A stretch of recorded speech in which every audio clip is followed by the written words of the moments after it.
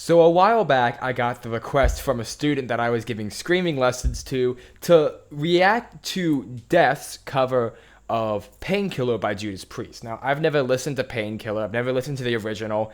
I've never really listened to much Judas Priest anyway, so this is going to be a bit interesting. Not only is this my first introduction to a Judas Priest song, but this is also my first introduction to Painkiller, to Death also as a whole. I've never listened to Death before, so this is going to be interesting. Thank you. I'm not going to say your name specifically because I don't know if you want your name not said. So thank you to the guy that gave me this request. I've been told that there's screaming in here, and so I'm really excited to listen to it and give my analysis on it. For those of you who don't know, I am somebody who has been doing extreme vocals for a long time now, and I am prepared to give my analysis of any especially vocal distortion that I hear in this, giving some of the insights I have to anything that might be something that people don't kind of know about, or little tips and tricks that I can think of to achieve sounds. Fair warning, if I give any examples, I'm not warmed up right now, so I'm not going to try to give very many examples because it's not good vocal health practice. However, for right now, let's get right into it. And yes, that intro is new. I have to kind of refine the intro and exactly what I want to say, but let's get right into it. I'm not going to have a video up because I'm just going to be listening to it because I couldn't find a video. And so I think it's best also to not have a video because then, well, there's less chance of me getting absolutely screwed by the YouTube copyright system.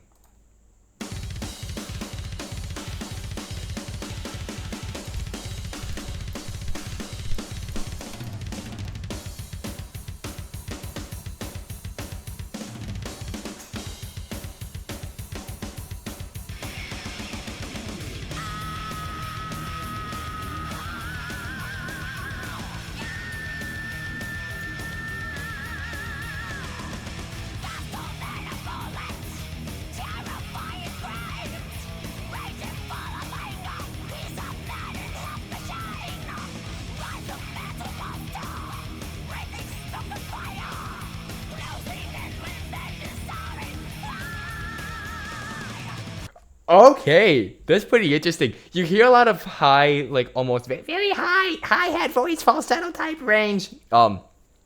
Falsetto isn't good for me right now. For those of you who can't tell, I'm still going through puberty, so falsetto is not a range that I can easily go into. Let's go back. Let's listen to that. Let's listen to those highs again.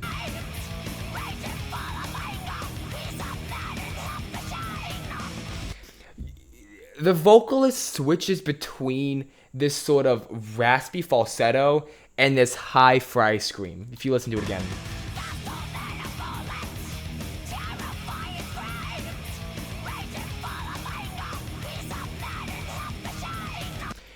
Because like there you have a much more note peaking feel, wow, wow, wow, versus you can take that and wow, wow, wow, take away the note and get more of a fry scream. Again, it's not going to be good because I'm not warmed up. But yeah, let's keep going.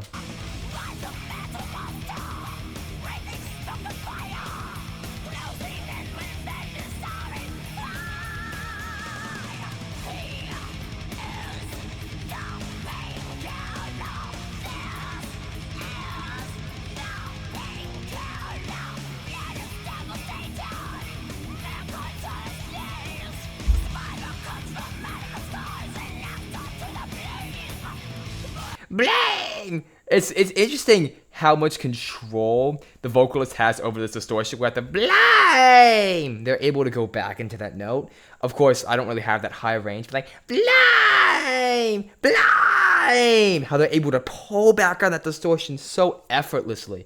Let me just bling. You also have the bling. It's like a blah, you have a blee, wee, wee. We have a lot of lip work almost. Where instead of pulling the mouth out, you like kind of turn the lips out. Blah, blee, blee. That kind of work. It's really interesting.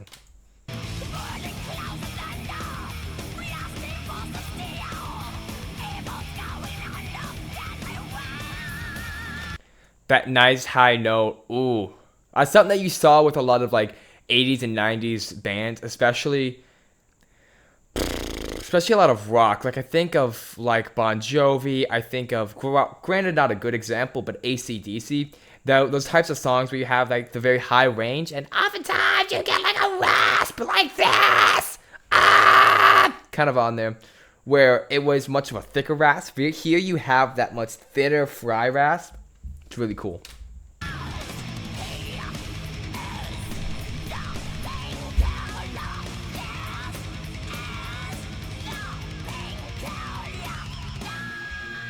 This is the painkiller. The way that they're able to keep that note in there while still having that rasp, it's not going to be good. But the way they're able to seamlessly move that up, the painkiller.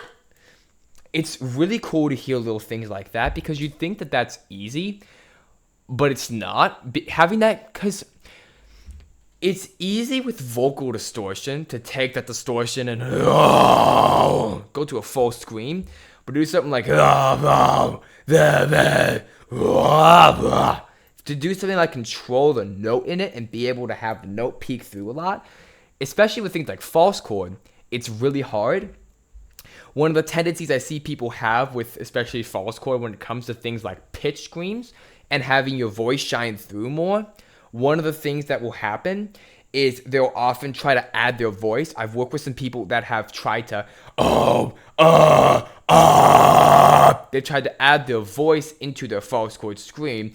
And one of the things that they'll complain about is that their false chord scream is hurting. That's because, when you try adding your voice in there, you can probably tell just from the sound, also because I'm not warmed up, but if you look,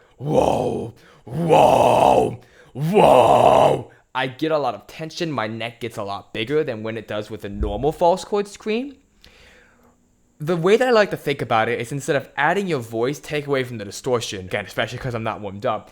It's something that it takes a lot of work, and so I do need to work on it more.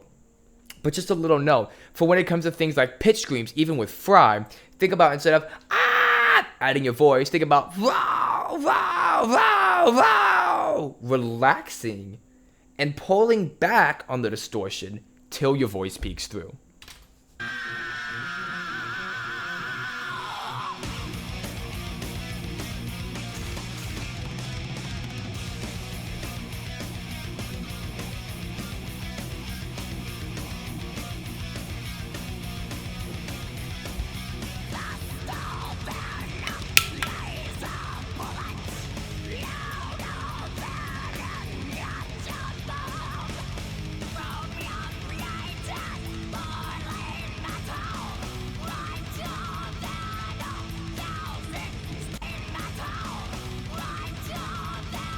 You hear it? It's kind of like a vibrato. Metal! Well, you have that kind of like vibrato type sound.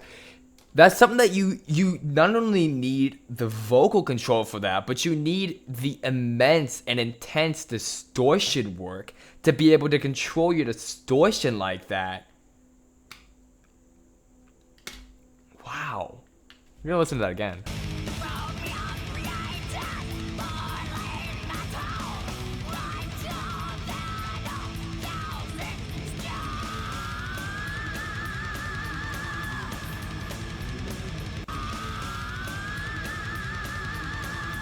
The breath control, wow! I need to stop doing that. I'm not warmed up, but the breath control on that is insane.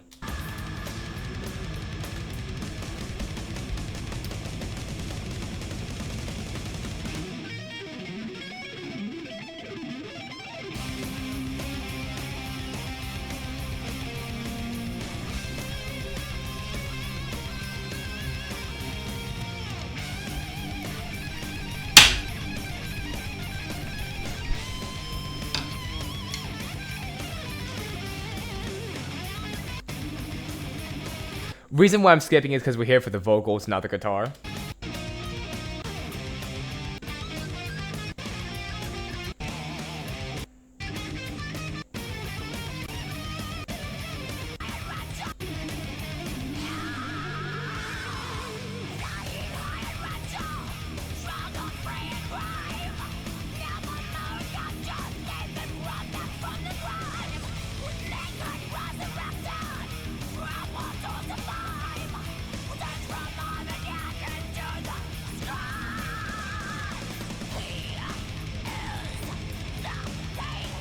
I'm like, hey, yes, no pain. The way they, hey, yes, oh, yay. It's gonna be awful, but yay. The almost, yeah. Have that kind of feeling where, the epiglottis comes back a bit.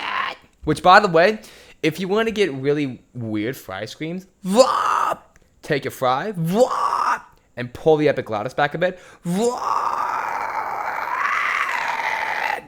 That's one of the ways that some people can achieve goblin vocals, but like, combine that with a tunnel, it sounds so cool. There's a song that I'm working on that I incorporate some of that in that song, so be on the lookout.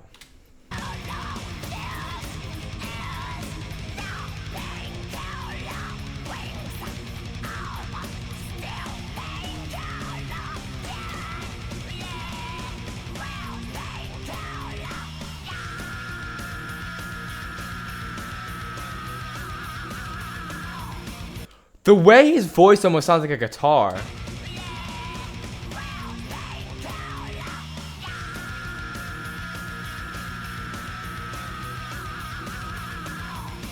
One thing I do want to point out, if you listen closely to that, you'll hear that his distortion almost sounds like an octave undertone. Listen.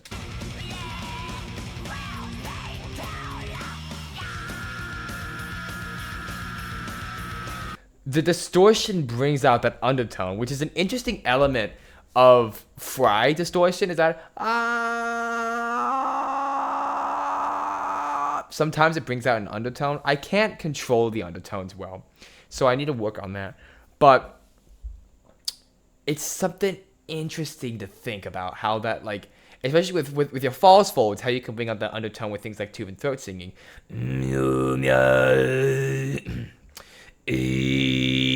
You hear that undertone in there. It's interesting.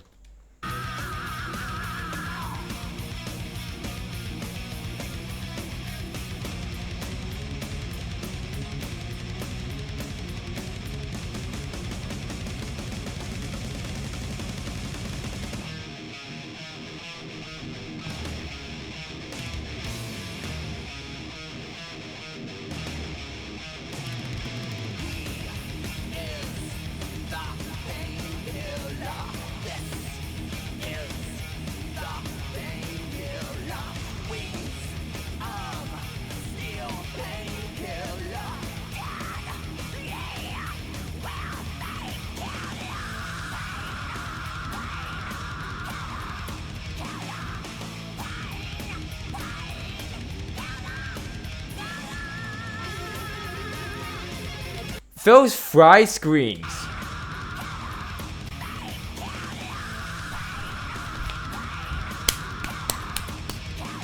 The amount of work it takes to get your fry to that point is insane. I don't even have my fry to that point. Like, for me, fry screams, they can sound really good some days, really bad other days. I have to work on them a lot more, but like, oh my gosh.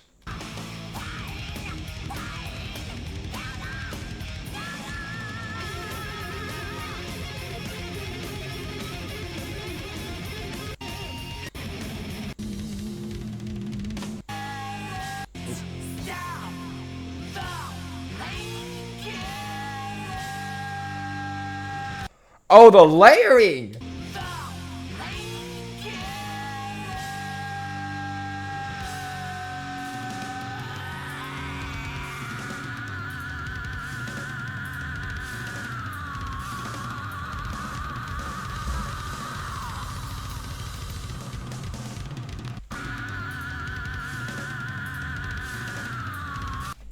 The way that he holds out that distortion. Oh my gosh, and did you hear that vibrato on the high?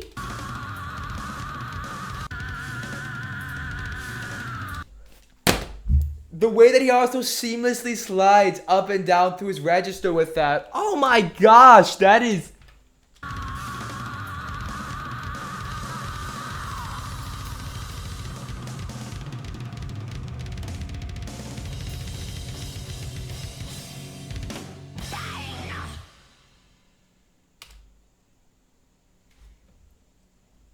Let's listen to that one more time.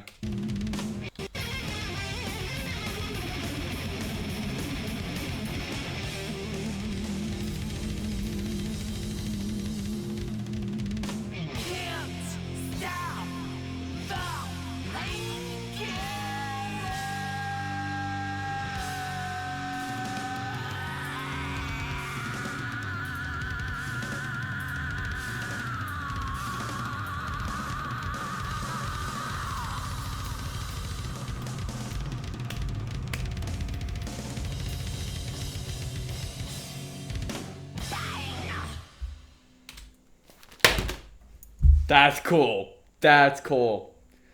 If sorry. Around the fall, I get a lot of phlegm. If you want something to work your fries up to, this is a really good song. Because not only does this song have so much rasp, so much pitch scream, and so much plain fry work, but it also tests your versatility with your fries. Can you do lower rasp? Can you do chest fries? Can you control your fry scream rasp throughout your entire register? How seamlessly can you move around your register with that rasp? It takes so much work to get to this point. I don't even think I'll ever get to this point. This is something that, like, unless you know fry scream really well, this is something that might not appear to be really hard to you. But to do this safely and without damaging your voice requires so much intense work on that distortion. I say intense. What I really mean by intense is just a lot of work, because you have to be able to be willing to listen to yourself and to overall just understand how your body works. It's insane. I'm enjoying this a lot. Painkiller, man. By Death. It's insane. Thank you for the request, man. I really enjoyed this one. Thank you so much. This is an amazing song. Like, listening to the fry, it made my day. I've got something to look up to now. Thank you all for watching. May the Lord bless all thy paths and direct all of them, and I'll see y'all in the next video.